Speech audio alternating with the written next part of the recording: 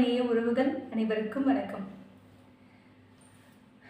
இன்னைக்கு நம்ம வள்ளல் பெருமான் இறைவன் மேல எவ்வளோ பக்தி, எவ்வளோ நம்பிக்கை, எவ்வளோ உறுதியான அன்பு வச்சிருந்தாருன்றதை நம்ம பார்க்க போறோம். இந்த 6ஆம் திருமுறையில ஒரு பாடல் அழகா அவர் சொல்லியிருப்பாரு.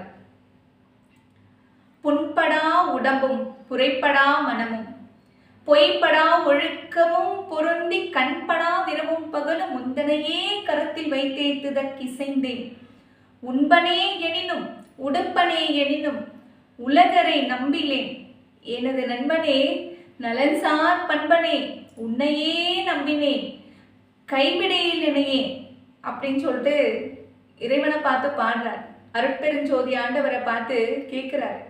அதாவது புண்படா உடம்பும் புரைப்படா மனமும், இந்த மனசுல எந்த ஒரு கெட்ட எண்ணமும் கிடையாது, காம குரோத லோபத்தாப எதுவுமே கிடையாது. அப்புறம் பொய்ப்படா ஒழுக்கம், ஒழுக்கம்னாலே அதுல பொய் கிடையாது. இன்னும் பொய்ப்படா ஒழுக்கம் அப்படின்னு சொல்லிட்டு பார்த்தீங்கன்னா ஒரு செயலும் நான் பார்த்து பார்த்து பார்த்து பார்த்து இறைவன் இறைவன் பார்த்துட்டு இருக்காரு, இறைவன் பார்த்துட்டு இருக்காரு, இறைவன் பார்த்துட்டு இருக்காருன்னு சொல்லிட்டு உன்னையே நினைச்சு நினைச்சு நினைச்சு ஒழுக்கத்தோட இருக்கேன்.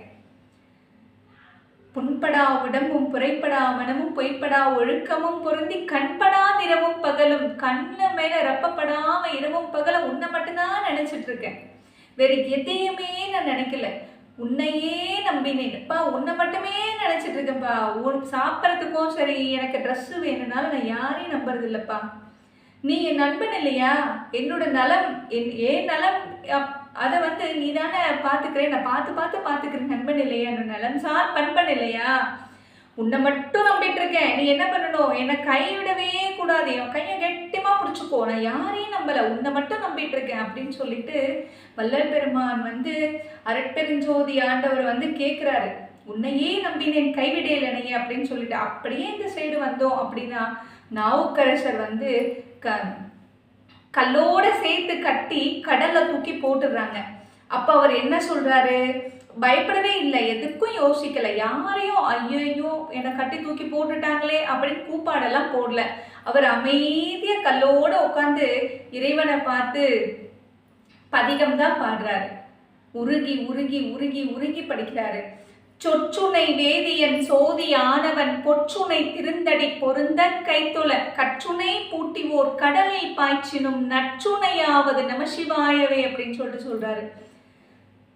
எவ்வளவு பாருங்க, அப்ப இருந்த அருளாளர்கள்லாம் இறைவன் மேல எவ்வளவு நம்பிக்கை வச்சிருந்தாங்க. ஆனா நாம இப்ப என்ன பண்றோம், ஒரு சின்ன பிரச்சனைனா கூட தாங்க மாட்டேங்கிறோம். உடனே இறைவன் இப்படி சோதிக்கிறாரே, இறைவன் இப்படிலாம் பண்றாரே அப்படின்னு சொல்லிட்டு கேட்கிறோம். ஆனா அப்ப என்ன பண்ணாலும் இறைவன் காப்பாற்றுவாருன்ற ஒரு நம்பிக்கையோட இருந்தாங்க. அதுதான் உண்மையான பக்தி, அன்பு. இறைவன் மேல அந்த அன்புக்காக இறைவனே நேர்ல வந்தாரு. ஏன் அப்ப இறைவன் அவங்களுக்கு மட்டும்தான் காட்சி தருவார், நமக்கு காட்சி தர மாட்டார்னு ஒண்ணுமே கிடையாதுங்க. உண்மையான அன்பு, பக்தி, காதல் இறைவன் மேல உண்மையான காதலும் அன்பும் பக்தியும் எல்லா உயிர்கள் மேல ஒரு பாசமும் தயவும் கருணையும் எங்க இருக்கோ அங்க இறைவன் நிப்பாருங்க. இது சத்தியமான உண்மை. எல்லா உயிர்கள் மேலும் நம்ம எல்லாரும் அன்பா இருப்போம். எல்லா உயிர்களும் இன்புற்று வாழ்க. வள்ளல் மலரடி வாழ்க வாழ்க. நன்றி.